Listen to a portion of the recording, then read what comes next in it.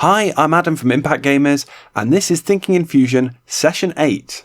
We're looking at 3 T's: troubleshooting, teamwork, and templates. We'll look at troubleshooting and the way that you can debug and fix problems with your game. We'll look at teamwork, the way that you can share the game development process with other people. And we'll look at templates. If you're setting up a teaching resource, or for your team to more easily make levels, we'll give you some tips. We've got a specific logical error example to talk through, and then some advanced troubleshooting techniques. As I've always said, this is a visual manual, not a tutorial. If you're new to ClickTeam Fusion game development program, go back and watch some tutorials or the earlier videos, and that'll help you understand the concepts we're talking about in this video. If you've already started game making in ClickTeam Fusion, then what are you waiting for? Let's get going.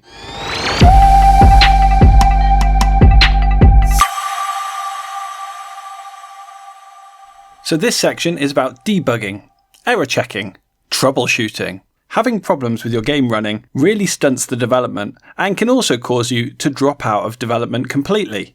I'm going to run through some very common problems, each of which might have been caused in a variety of different ways. So I'll break down how to check why something's happening and then what to do to resolve it. So if you're using the free edition of ClickTeam Fusion, here's one issue that you'll come into a lot. If you open 2 applications at the same time or exceed the limits in any other way, it will stop you. Lots of your options will become grayed out and inaccessible. You'll have to undo what you last did in order to restore the program features. Another basic thing you may run into, if you try and run your application and forget it's running, you might go to run it again and everything will be grayed out apart from stop. Just choose stop so the application closes and run your application again. If you're running your frame and you have an action to go to the next frame, like here, and it just quits. So instead of run frame, run your application or run your application from current frame to allow the actions of next frame and jump to frame to work. Now we have an issue where we're walking through a wall, but we've got so much code happening. Where on earth are we going to find it? We've got some choices. We can filter by clicking on the object, but there's still a lot of code there, or we can press Control and F for find. And we know it's about a collision with background. If I type background, here we go, line 64. We've got an issue where it's not doing anything to the player movement. It's just destroying the cursor. So if we add stop back in, it works fine.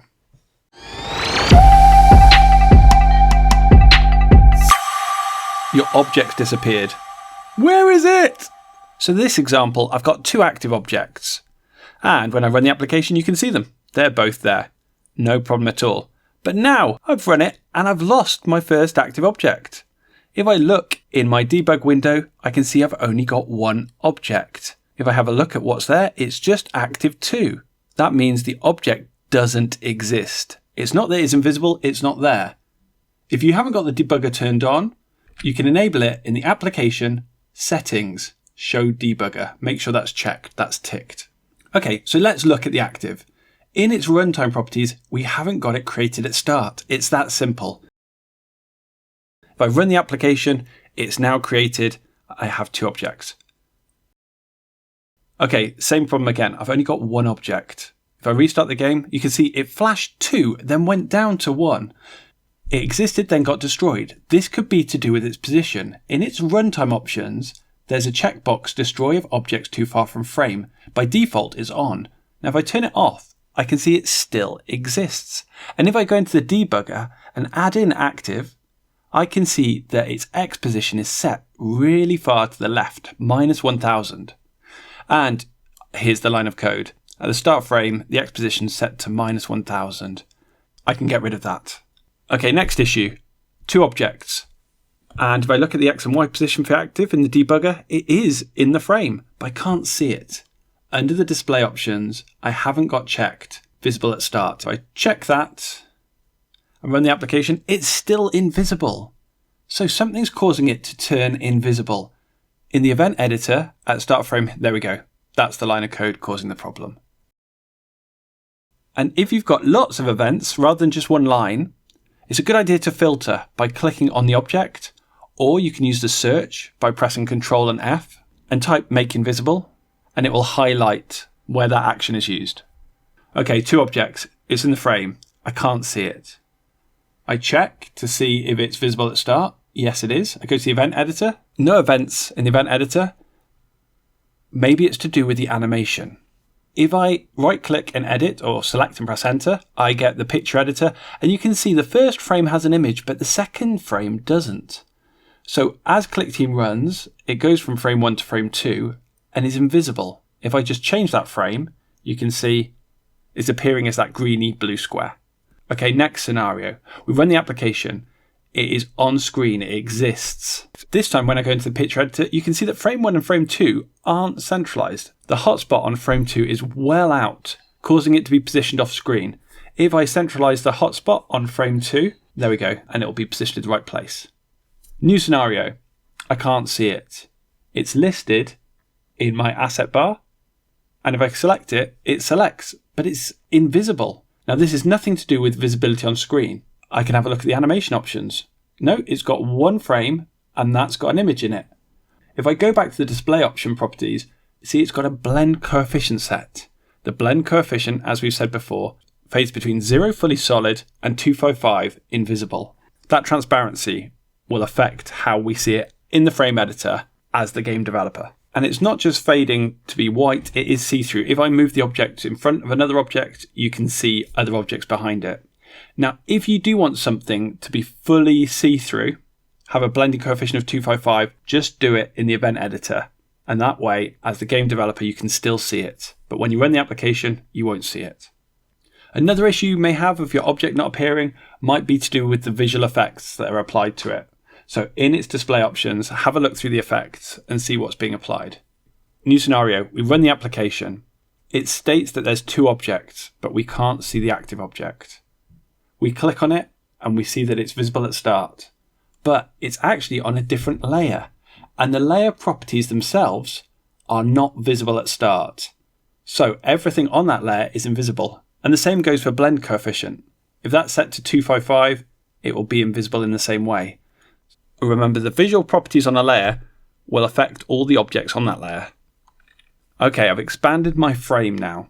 In the event editor, I've got it always center display at 0, 0 from the red. If I run my application, there's the red in the center, but to the left of it, there isn't the active object. Why is that? This time it's not a layer problem. In the runtime properties, we can see that we've turned off follow the frame.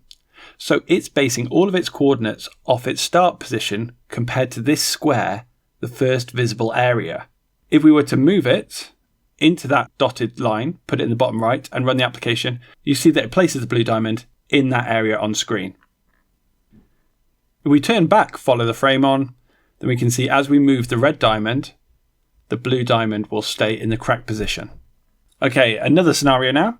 We've got lots of objects on screen. In fact, we've got over 1,000. The blue diamond is object 1001. And we run it and it's not there. We've only got 1,000 objects. That's because we've actually hit a limit within ClickTeam. If we go to frame 1 and look at the runtime options, we can see the number of objects is set to 1,000. If I set it to 2,000, that will allow a maximum of 2,000 objects. And if I run my application, the blue diamond is back again. And I can move around and everything's fine. That might not be a fully exhaustive list. Those are the most common solutions to an object not appearing on screen. It's either not there, not visible, or not following the frame in the way you expect.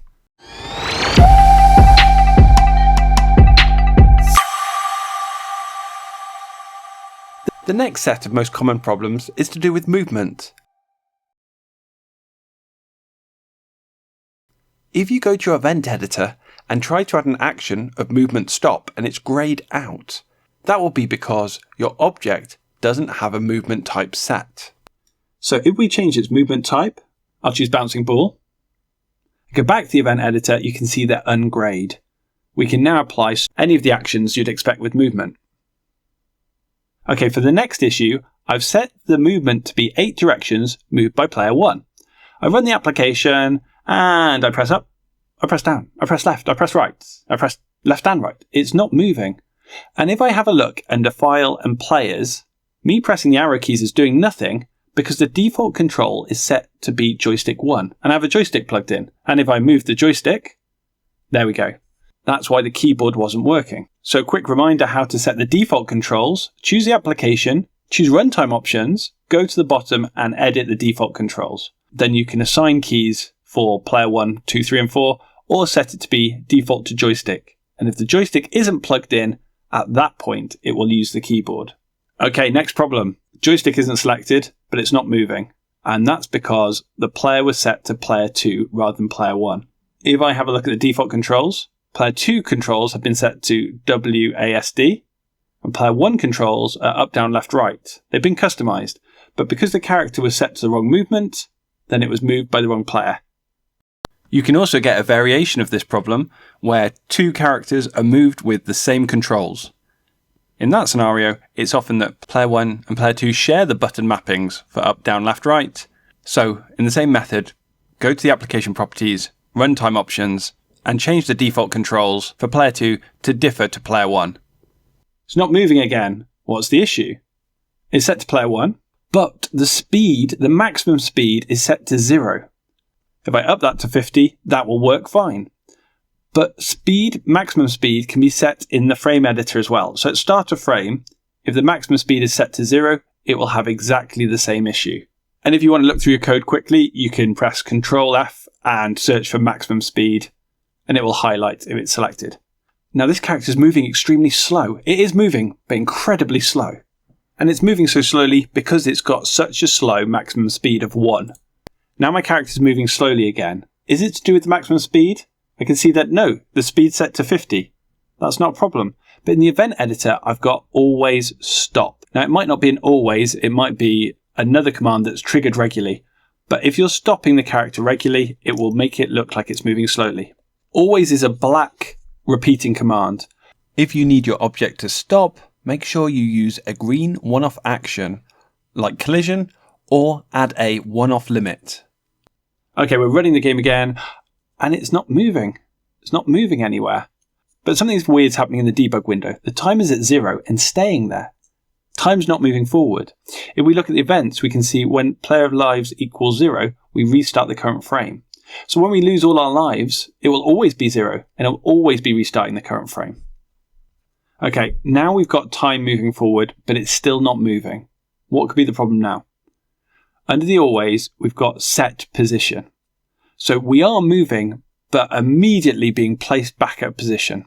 So once again, it's an always command or something that's always true that's triggering the position being set to a location.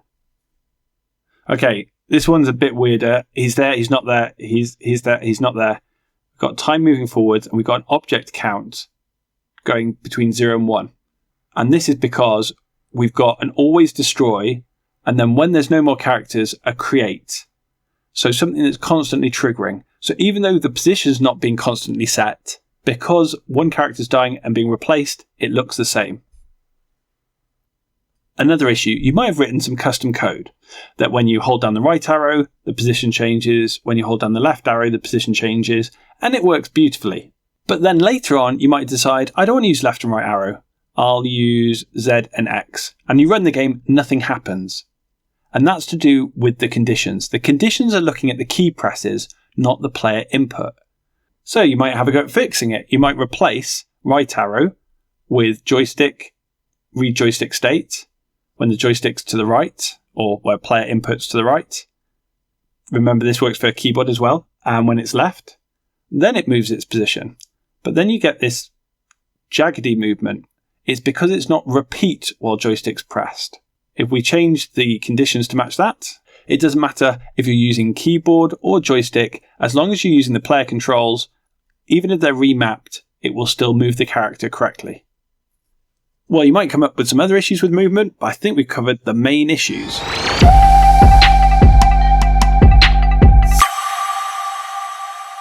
Okay, now let's look at issues you can have with objects not colliding in the way you expect. So we have this purple ball bouncing off the wall in a very odd way. And that's because it's using physics movement. And if we look in the frame editor, it seems a small ball. And the collision mask is taken as the shape of first image. And the first image is a small ball, and then it gets larger on frame 2. The only way to resolve that is have the ball remain the same size in all the frames. Now this ball is hitting the wall in a very odd way. Sometimes it will hit it, or sometimes it'll go through it. Sometimes it'll miss it and the wall will still fall down. And that's to do with hotspots. If we go to the image editor again, we can see that the hotspot isn't placed in the center of mass. So pressing C will resolve that. Okay, let's look at this. The ball now is traveling through the wall. What's happening? So if we look at the event editor, we can see that the collision should cause it to bounce. But we can see it's on layer 2 and the wall is on layer 1. So if we drag it onto the layers toolbar and pop it on layer 1, that will resolve that.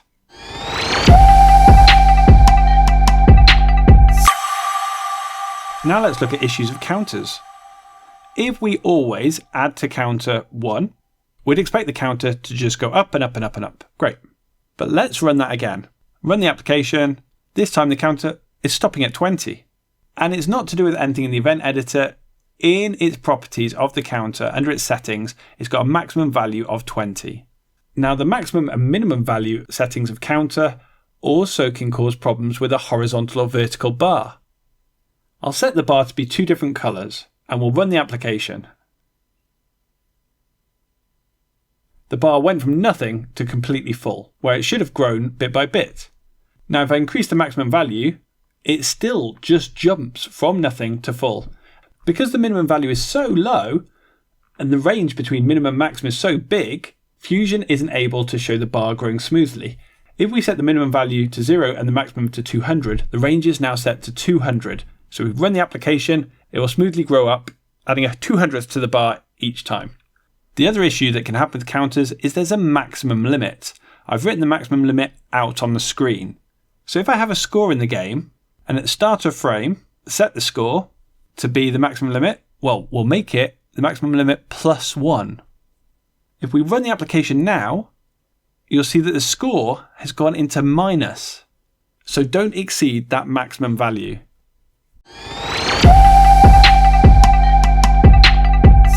Having good communication when building a game will save you a lot of time, knowing what file you're using and what problems there are to fix.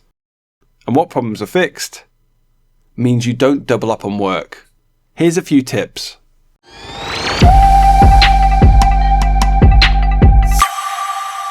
So let's look at 3 different quick and easy ways that you can leave notes for other games developers who are working on your game with you. We're going to insert a string. Strings are useful because you can visually see them on screen and place it next to the objects you want.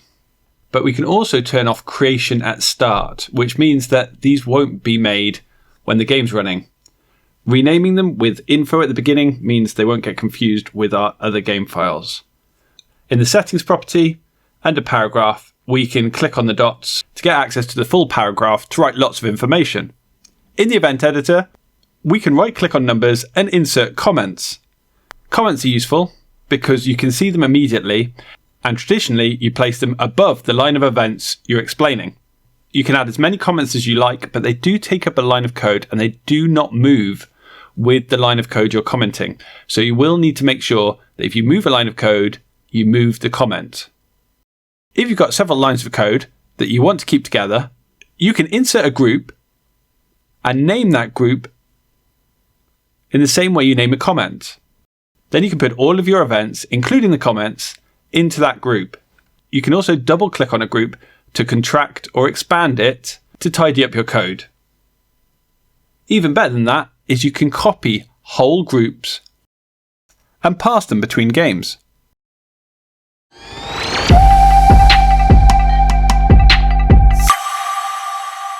So let's now look at version numbers in a bit more depth. Version numbers are a way of keeping track that you're working on the latest version. When I save as, you see this is version 7. I'm going to save it as version 8. But in the workspace toolbar, you can see it's still version 1. And if I select that and go into the properties window below in the about properties of the application, you can see it's still named version 1, even though the file name is version 8. So let's rename it, and I'm going to change it to version 8. And that updates in the Fusion application title bar. And it means that if I open up another version of the game, I can tell the difference. Not only from the application name, but from the Fusion title bar.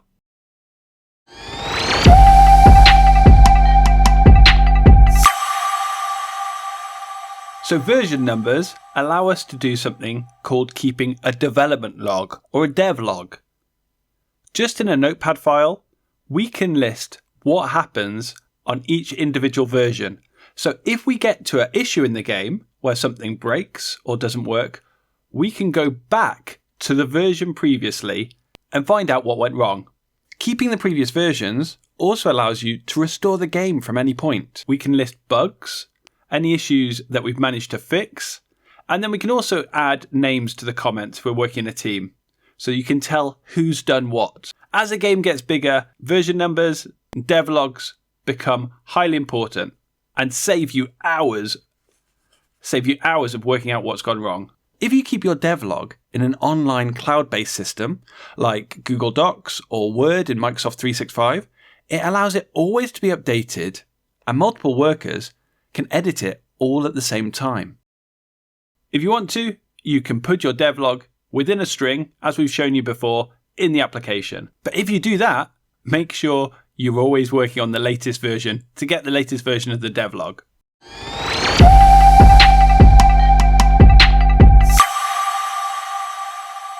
Version numbers can also allow you to do something called branching. Branching allows you to split a version into different sections.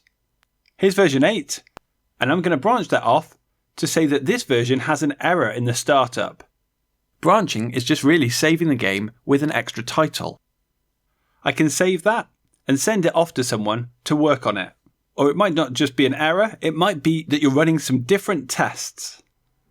The important thing is that you don't let the main version number race ahead while these branches are doing different things. You'll often want to reintegrate different bits of working code from the branches into the next new version. When you update your branch and save a new version, make sure you add a second version number at the end to be able to go back to previous versions of the branch. This is especially useful if you've got multiple people making different levels for the same game. And in order for that to work well, check the Behaviours and the Global Event Editor to see how to best make levels without duplicating code. So now I've saved an offshoot of our game called Fix Mask. I'm going to add a version number to the group so we can keep track of which is the most up to date.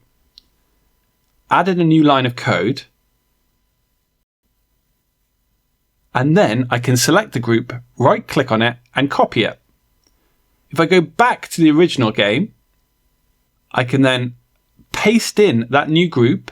It's a good idea to paste the new group first, then delete the old group. And we've got the updated code. When updating things as a team, and the events you're adding in don't need to be precisely placed in the event editor to make them work, you can add an object and add all your events in its behaviour. That way, to update the game and bring the branches together, all that needs to happen is your object needs to be imported into the frame. Another thing worth mentioning, if you're working in different ClickTeam Fusion applications that will be joined together later, you can actually build your game as a standalone application. This is a special file format that ClickTeam Fusion can use with its sub-application object. This works really well if you're making a menu system that will load different games, or if the different levels, the different frames in your game, are quite independent from each other. That way, individual team members can make a level, build it as a standalone application, and their work is completely independent to the main game code. You'd have to use global values and strings to pass information back between the sub-application and the main game. But in some very specific circumstances, this is a great solution for Windows-based applications made in Fusion.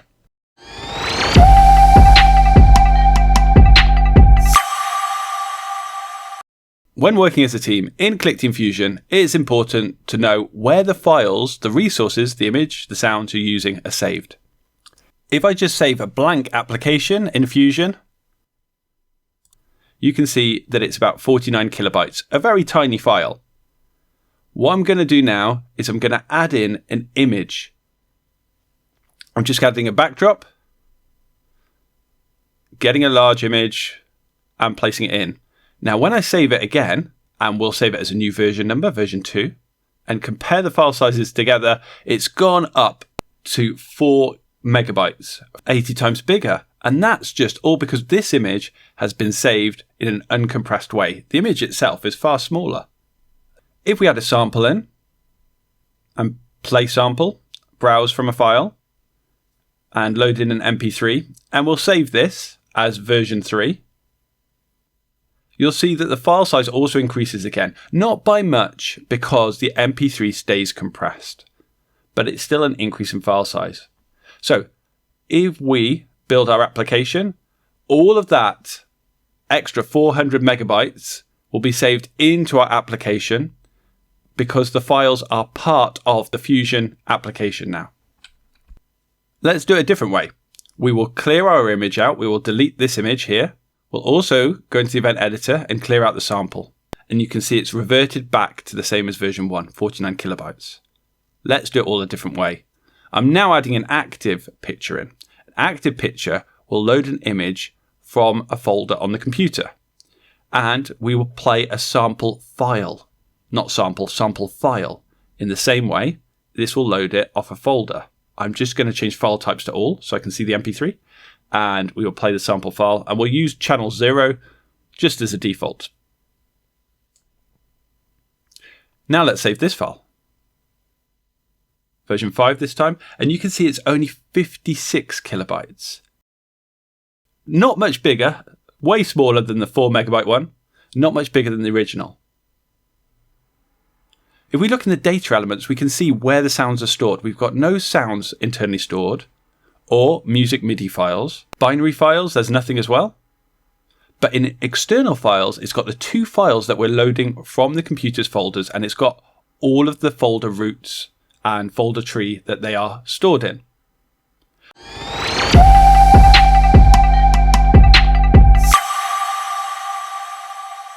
Now this is where things can become problematic. Sharing your game with different members of your team on different computers.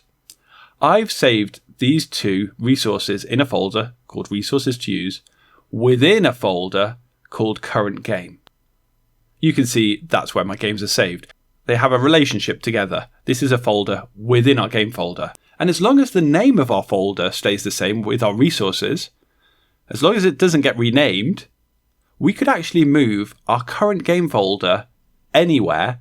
And these links to these resources will get updated automatically by ClickTeam. So I'm going to move my current game from the D drive. I'll just cut it and I'll put it in the C drive. And I'll open up. And we can see it's updated that active picture with the right folder path. So it's now on the C drive and not on the D drive. And it's updated it because the Resources to Use folder still exists within that folder. Now, I'm going to copy the game back to the D drive and reopen it as it was before. And you can see it's reset it back. So as long as you copy your game folder with the resources folder in it to someone else's computer, that will work fine. The problem's going to come when you start to bring in resources from outside your game folder. I'm adding an active picture, but this time it's from downloads on the C drive. This is way outside the game folder. I'll save it, new version, version 7. And I can see the image fine on my computer, but if I was to open it on another computer, it would complain that it can't find the specified file because they don't have those folders on their computer. I could choose ignore, but you can see it just doesn't load the image. If I look in the data elements, you can see the external file is listed there, but it's not accessible. So if you're working with external files, do keep all your external files in a folder structure within your game folder. Keep it neat, keep it tidy, and that way when you share it with teammates, they'll have access to exactly the same files.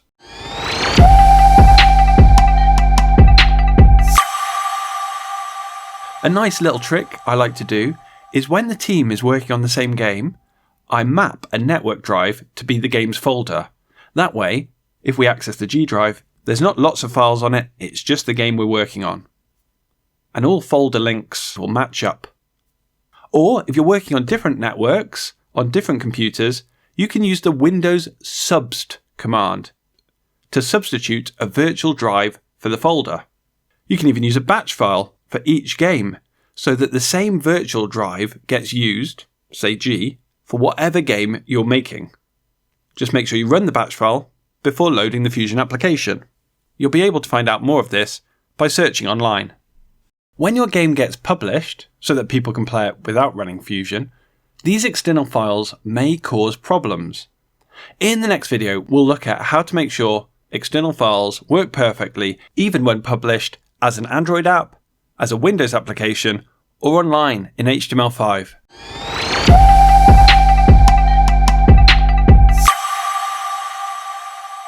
Let's look at a practical application of using those active pictures. Currently, the masks in our game are just active objects. I'm going to add in an active picture with the same image file.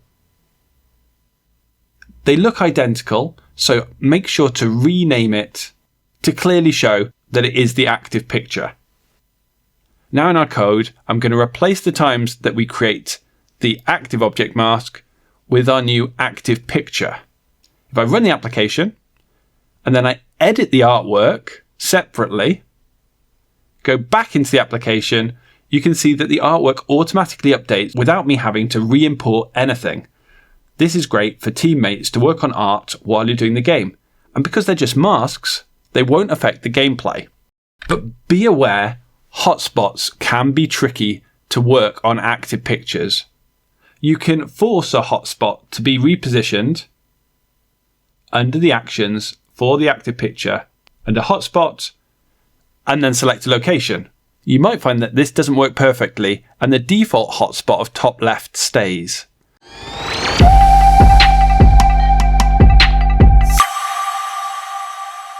When you're building a larger game, it's a very good idea to not hard code in. Hard coding is when you set a value for something, you have to go into the event editor, find the condition or the action, and type in the change. In this example, you'll see that we use counters instead of values to compare things. When we set up their speed, when we set up lifespan and damage, it's all done from counters. If you're using this technique, it's really important that you can see not just the counter logo, but the counter's name as well. You might have the object name turned off, so you're just seeing the icons. With counters, that's really tricky because you just see a number, or the 1, 2, 3, and it looks like this. To turn it on, right-click on a frame and choose Preferences, go to Event Editor, and you need to check Object's name, and in the Event List Editor, the same. Then press OK. Fusion will refresh, and you get all of the object names displaying for every object in the condition and the actions. Not hard coding things in makes editing really quick, game balancing really quick, and testing really quick. Lay out your counters ideally in a grid so it's nice and easy to see, edit the values, and run your game. It also allows you to have power-ups that can increase a counter or penalties that decrease a counter to affect gameplay.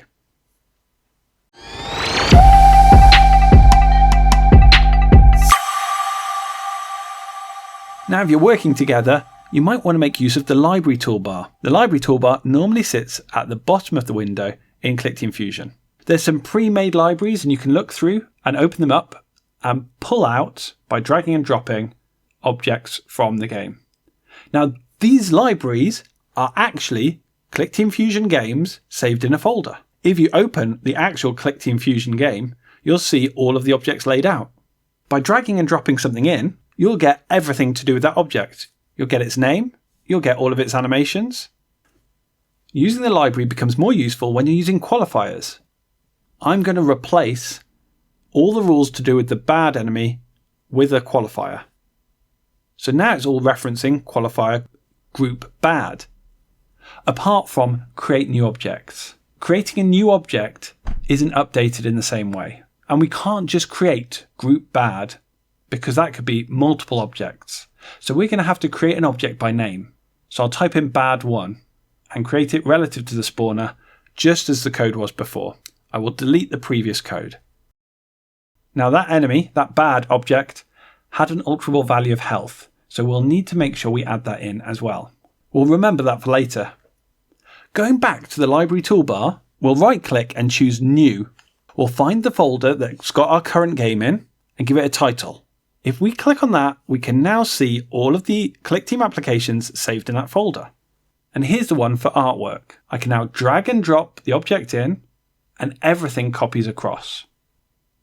That means I could have someone working on the same network or emailing me updates, and then I can just drag and drop their object file in. You can even add behaviours into objects in the library, and when you add them in, they'll work. And by using version control, you can even use that within the library. If you want to be using the up-to-date code while you're designing the artwork, it's a good idea to put all of your code in one big group. That way, rather than selecting different bits, you can select the whole thing, copy and paste it into your application while you're doing the art designs.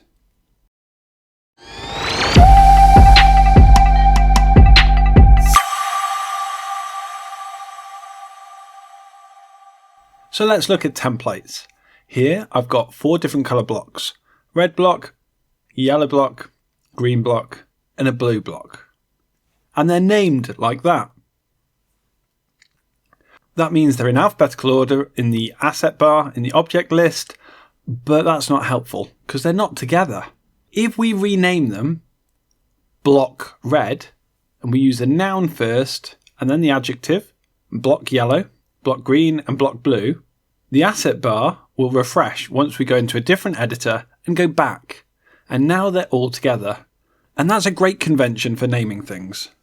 If in your template you want objects not to be edited by the user, create a new layer, move your objects into that layer, select the original layer and lock the new layer. You can even turn the eye off.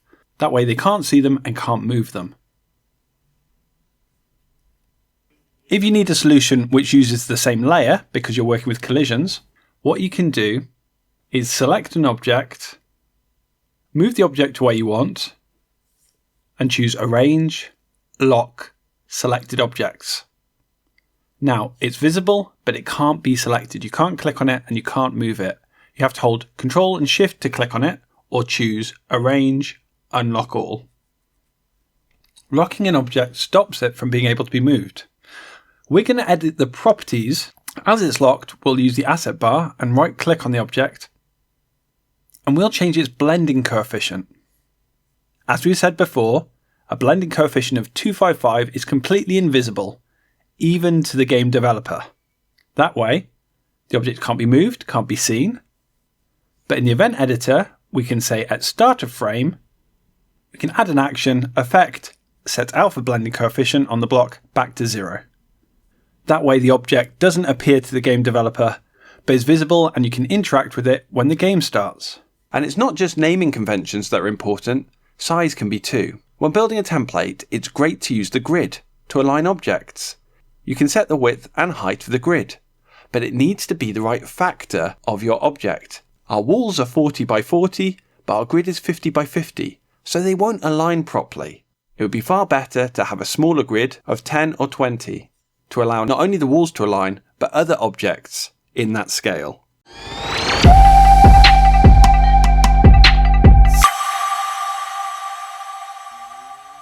When you're making a game template, you can run into the issue that the game developer accidentally or on purpose deletes objects. You might get the error warning saying that you're about to delete objects that have actions, but once you delete them, they are gone. To get the objects back, you'll have to undo, but you'll lose any events or actions to do with those specific objects. But if we go into the event editor, we can use a technique where created objects always remain in the game. We don't want to create the objects, so I'll do new condition under special and we'll use never. Never will never run. All of these actions won't take place, but it does allow us to load objects into our application's memory, so they can't be deleted. So we'll create. By choosing create, we've loaded all 4 blocks into our application's memory. There they are. But it's not that they will never be created ever, it's just that that command will never run. In our frame editor, we can delete objects and they remain in the asset toolbar in that object list, and all their values are preserved. We can see created items Under Arrange, Show Created Items, and we can manipulate them and move them around the screen, and we can toggle that on and off.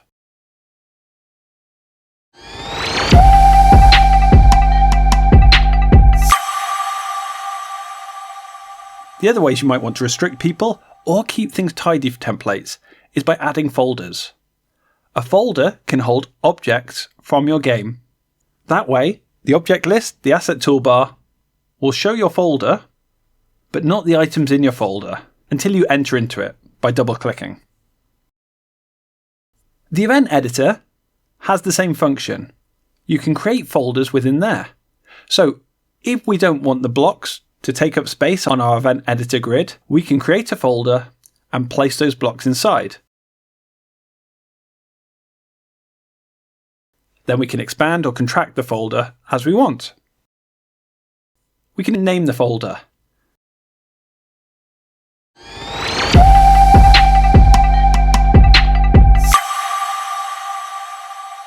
If a folder is still too visual and might cause someone to edit something or change something you want, we can hide objects by right-clicking on their icon on the top of the event editor and choosing Hide. A new symbol appears at the end where we can show hidden objects. By right-clicking on that, we can insert the hidden objects back. Once we've done the coding to make our template, we can use a shortcut to hide all the objects that haven't got events about them. This becomes really useful when we're using qualifiers for most of our rules. By choosing Yes, any object column will then be sent to the Hidden Objects section. And if you want them back, you have to insert them one by one.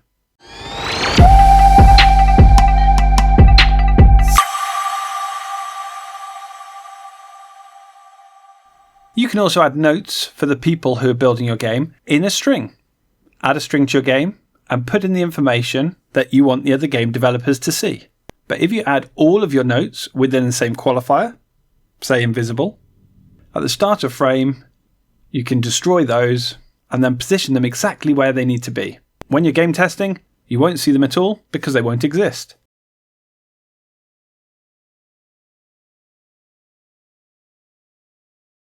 Adding them to a new layer allows you to make them invisible at the start of game. Also, in terms of level design, you can turn off layers by clicking on the eye icon, so you can carry on building the level without the notes getting in the way.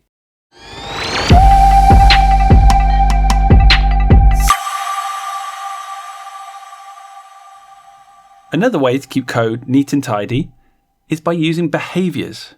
This P1 object is bouncing ball movement, and if we go into its events properties and behaviours and add a new one, we can say that if it tries to leave the screen, then it bounces. We can also use other objects in its behaviour, collision with another object, and we can import. And we'll use that collision to cause a bounce as well. When we run our application, that code will run, and it keeps the event editor nice and clean and tidy. The same for global events. We can use import, and we can put the code in there. Global events are only really useful if you have multiple levels set up with the same objects with the same object names.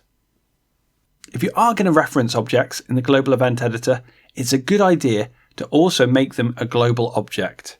Make sure that their name is what you want it to be and that you haven't created other objects in other levels with the same name before you make them global. Even better, you can also use qualifiers in the global event editor, although this is limited to Fusion 2.5 Plus.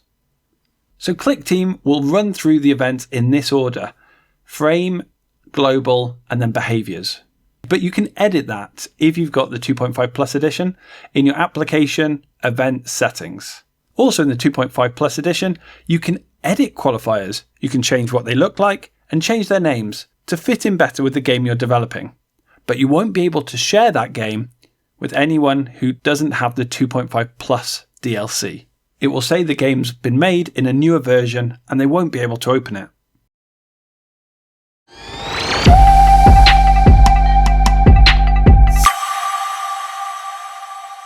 Now this programming error is to do with logic. Remember, Fusion runs through lines of code in order. If the number of strawberries is less than 5, we want it to create a strawberry and position it randomly on screen. We run it and it works absolutely fine. We then decide we want to have a delay between. So what we're going to do is we're going to say if the number of strawberries is less than 5, we'll fire an event strawberry after a second. On timer event strawberry, create the strawberry and randomly position it. It worked before. We run our application, wait a second, and we're swarmed with strawberries. We're swarmed with 65 strawberries, in fact. 60 more than we're expecting. But this seems to make sense. Not to a programming language, it doesn't. Number of strawberries less than 5 is triggering 60 times a second. So while it's waiting for the first strawberry to be created, it's queuing up all these actions to happen to create a strawberry. So it then creates 65. The issue is it's a black condition that's running always when it's true and not waiting till it's completed before running again. The solution for this is to use a one-off condition. The solution for this is to use a green condition that triggers once. So we can use it start of frame. So rather than firing an event after given delay, we're going to fire an event n times after a given delay. So I'll clear that. We'll fire an event n times after a second, run 5 events with a second gap in between, and strawberry. Now it's a green condition. This is going to trigger once. It will fire the event 5 times and only 5 times. We run our application 1, 2, 3, 4, 5 random strawberries exactly as we wanted. And every time, 1, 2, 3, 4, 5 random strawberries with a second gap.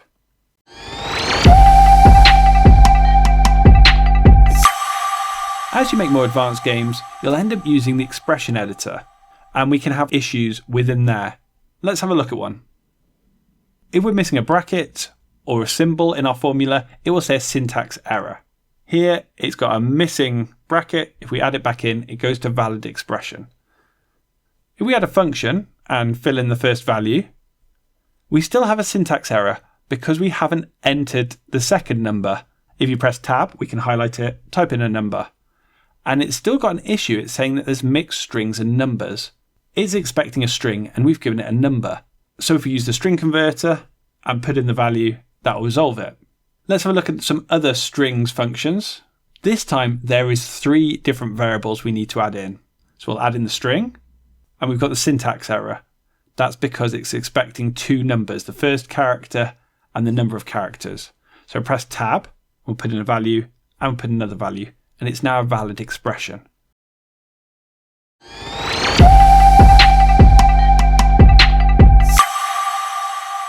Quite often in any programming, you'll run into a problem where the order of the events are not correct, and you get into a logical issue. So this character is going to pick up money and more money should appear on the spawn point. So they walk in, but where's the money? No new money came. If we have a look at the rule, collision between P1 and the money, create money and destroy money. But if we double click on that line, we'll get to the event list. The money gets created, then it gets destroyed. And there lies the problem. We need to destroy the money first and then create new money because the new money was being destroyed along with the old money. We can also see in the event list editor all of the rules in order.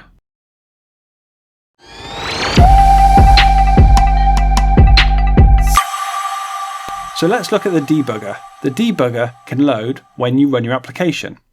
It will tell you how many objects, how much memory you're using, but you can also click on the yellow star to add in specific objects that you can query and change, alterable values. So we can see the health here and the money here.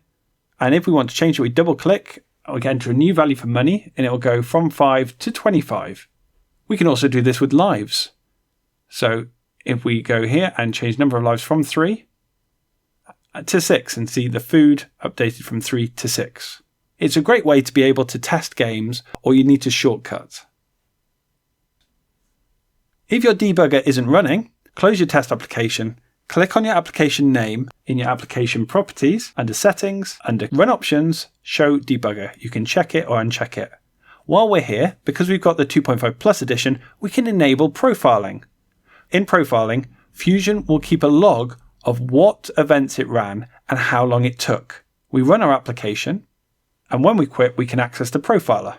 we can see how long each line is taken, and we can see what's slowing our game down.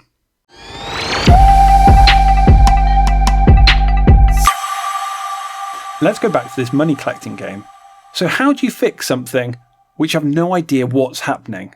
The solution is build a custom debugger.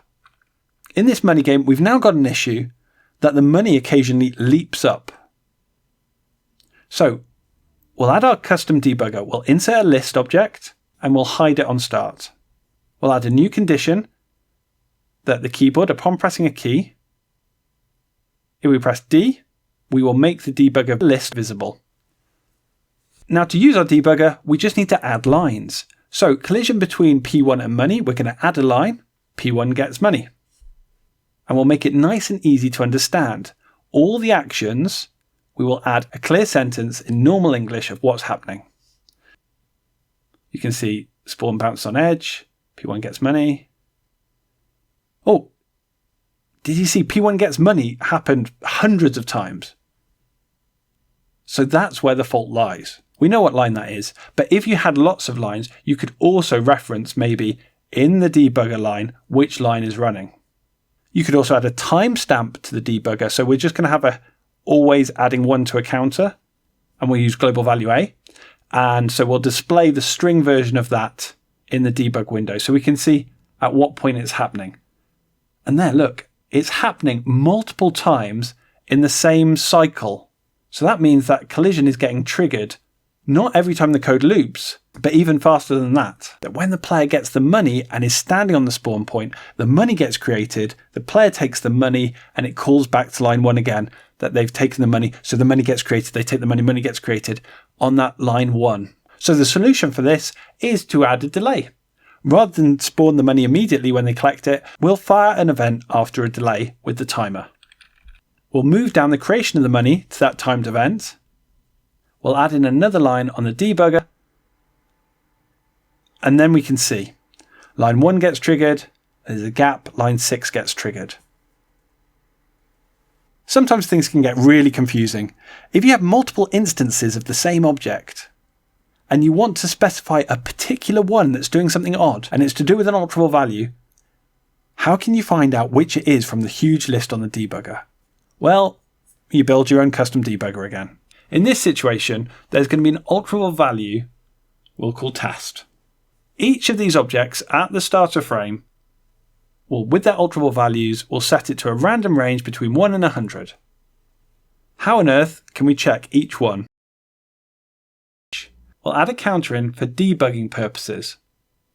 Then we'll use the mouse.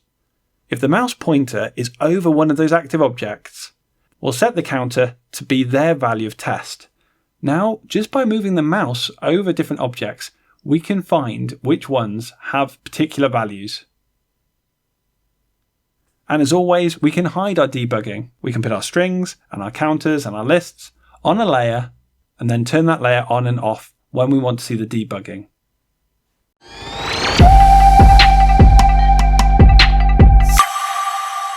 Now, you may have some very complex code and you can't tell if the condition is actually triggering the actions. So what we can do is we could play a sample and check whether that condition is running. We run it, there was no noise. So what could there be that didn't happen? We don't know which of these conditions is stopping the condition from running. So we'll delete everything apart from the most basic conditions. We'll then try to trigger the condition.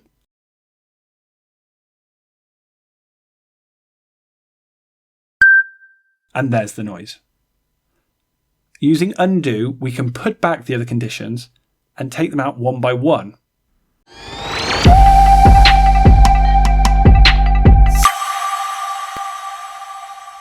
You might have it that conditions aren't running and you just can't tell. You've added a sound and that sound is never playing. Well, let's have a look at this. We're expecting to be able to get something, but if we look carefully, it's come down to a spelling mistake. On timer events, be aware that timer events need the exact same spelling on when they call the timer event to when they run the timer event.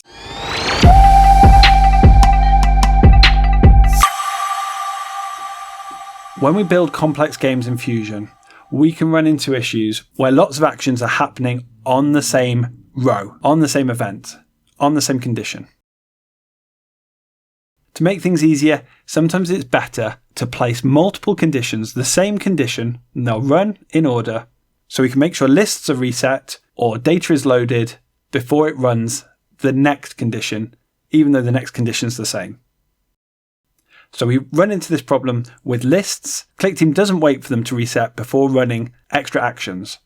So in this condition, we put the reset list first, but then afterwards, the loop that adds to the list is in a new condition, still on timer event, but it will be called after line 172 is fully complete. When they're all together on one line, the list got cleared after it had been updated.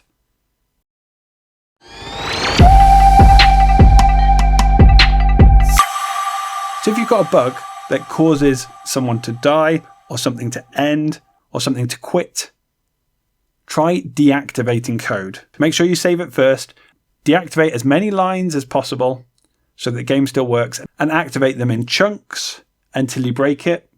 And then once you know which chunk the code is in, deactivate it again and activate them one by one. And reach out for help. You can contact us, info@impactgamers.net. ClickTeam community have a great hub where people will be able to support you and they know things in amazing depth. And then on social media, you'll be able to find groups and forums of people also developing in ClickTeam Fusion, and you might be able to help someone out there as well. Well, I hope we've helped you fix any issues that you've had with your game development, because the next session is all about publishing. See you then.